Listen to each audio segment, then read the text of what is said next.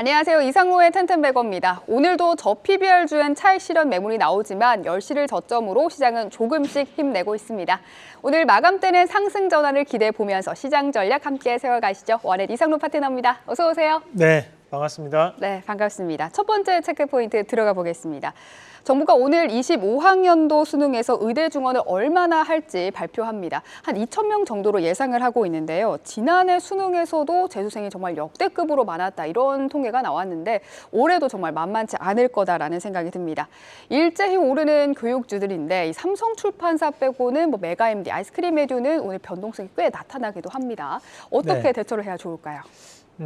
우리가 최근에 공교육을 꾸준하게 이제 늘리겠다, 확장시키겠다라는 정부 정책들이 발표가 되고는 있지만 사실 이제 주식 시장에서는 그에 따른 부분보다는 이제 사교육에 대한 부분이 좀 더 강화되지 않을까, 그런 기대를 많이 하는 것 같습니다. 특히 의대 정원이 늘어남에 따라서 우리 앞서서 권미정 앵커가 얘기를 했던 것처럼 추가적으로 이런 사교육에 대한 열풍이 불어오지 않을까라는 부분으로 전일 같은 경우에도 의대 편입대 관련된 기업들, 메가MD 같은 기업들이 상승을 했고 애니능률 같은 영어학원 관련된 기업들이 강세를 좀 보였다면 오늘 시장에서도 그에 따른 부분 자체가 이어지는 그런 양상들이 좀 나타나고 있습니다.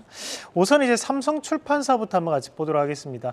자, 전에 이제 삼성출판사가 이제 나스닥 이슈도 함께 과거에 머금고 있던 종목이라는 말씀을 드렸는데 오늘 다시 한 번 더 강세를 좀 보이면서 저가 권역에서 강하게 튀어 올라오는 그런 모습들이 나타나고 있고, 사실 교육 관련된 이슈가 나타났을 때 삼성출판사는 조금은 한 단계 좀 떨어져 있는 기업이기도 했었거든요. 그럼에도 불구하고 주가에 대한 부분 자체에서 낙폭이 그만큼 컸기 때문에 반등 모멘텀이 강하게 작용하는 부분 아닌가 라는 부분, 그리고 이제 저출산 관련과 또 엮일 수 있다는 부분도 시장에서는 좀 더 상대적인 강세가 좀 나타난다고 봅니다.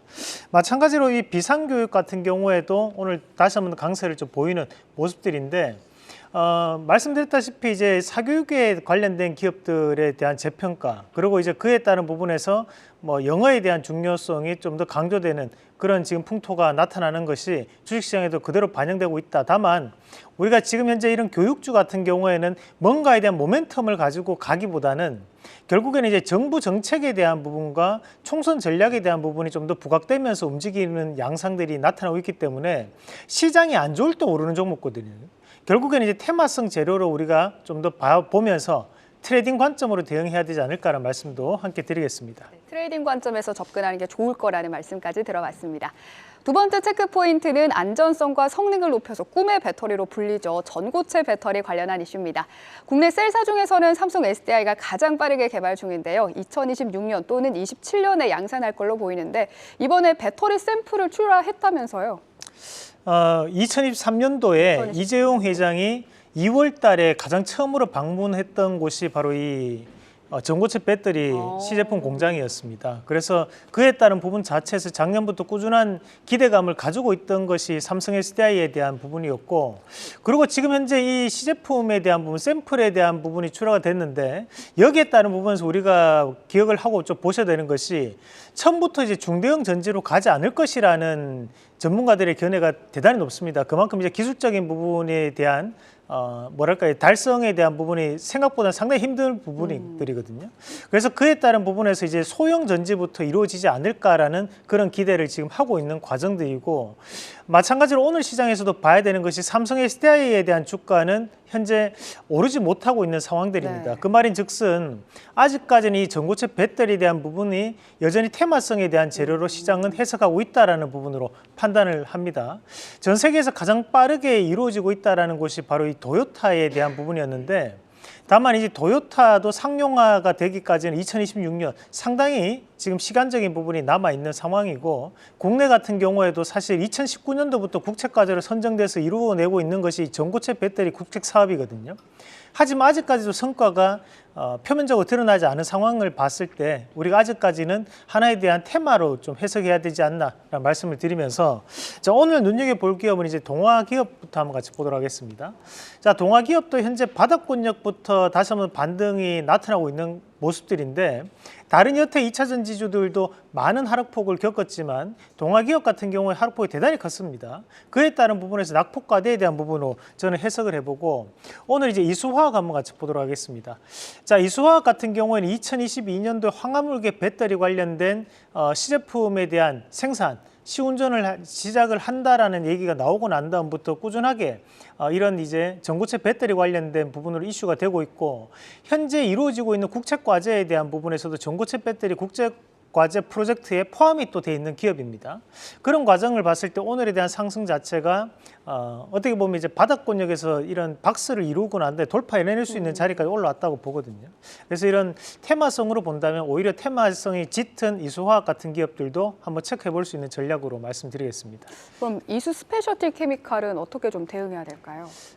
마찬가지에 대한 의미로 좀 봐야 될 것 같은데요. 뭐 지금 현재는 이제 테마성 재료에 대한 부분으로 트레이딩 관점에 대한 부분이 아닌가, 그렇게 정리를 하고 있습니다. 네, 좋습니다.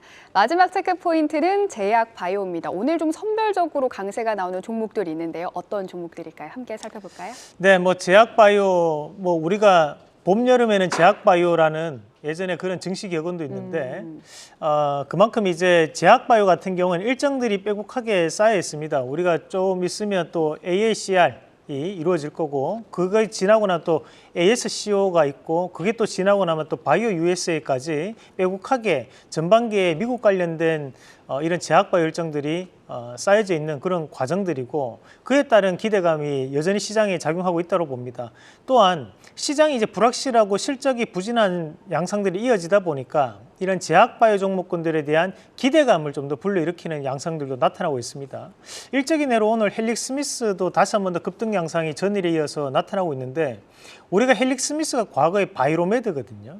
그때 이제 임상에 대한 실패가 이루어지고 난 다음에 주가가 크게 빠지고 현재 바닥에서 일부 성공이 이루어졌다라고 얘기는 하지만, 사실 우리가 이런 종목을 보고 다시 한 번 더 뭔가에 대한 기대를 가지고 보는 분들은 많이는 없으실 것 같아요. 그만큼 이제 주가에 대한 하락폭이 워낙 컸기 때문에 그에 따른 반등 모멘텀이다 정도로 판단하시는 것 같은데, 이런 제약바이오 종목군들을 매수하시는 거는 괜찮습니다. 다만 매수를 하실 때 우리가 제약과 바이오에 대한 차이는 알고 계셔야 되거든요.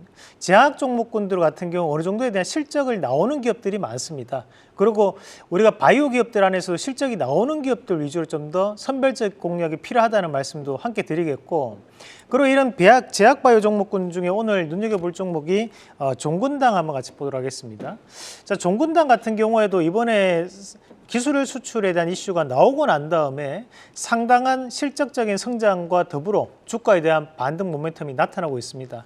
그만큼 아직 전반기가 남아있는 만큼 6월 달까지에 대한 추가적인 상승 여지는 좀 더 두고 볼 필요가 있다는 말씀도 드리겠고, 우리가 신약 관련된 기술 이전 이슈가 나타났을 때마다 들썩거리는 기업이 한올바이오파마 잠시 한번 같이 보도록 하겠습니다. 자, 최근에 이 한올바이오파마 같은 경우에도 주가가 크게 한번 상승을 하고 난 다음에 조정폭이 깊게 나타났었는데, 충분히 현재는 바닥에 대한 부분을 다지고 난 다음에 넘어가는 시점이다 보니까 추가적인 상승 모멘텀에 대한 기대감 가지고 갈 필요가 있다는 말씀도 드리도록 하겠습니다. 네, 오늘 제약보다는 바이오 쪽 종목들을 네. 더 많이 말씀하시네요. 지금 한올바이오파마하고 종근당은 우리가 일반 의약품을 함께 생산하는 기업이기 때문에, 이거 둘다 병행을 하고 한올바이오파마는 있기 사실 때문에. 이름이 바이오가 들어가는 거지 사실 일반 의약품과 전문 의약품을 생산을 하고 있는 기업이기 때문에 우리가 실적에 대한 추이를 좀 더 포커스를 맞춰서 보시면 좋을 것 같습니다. 네, 좋습니다.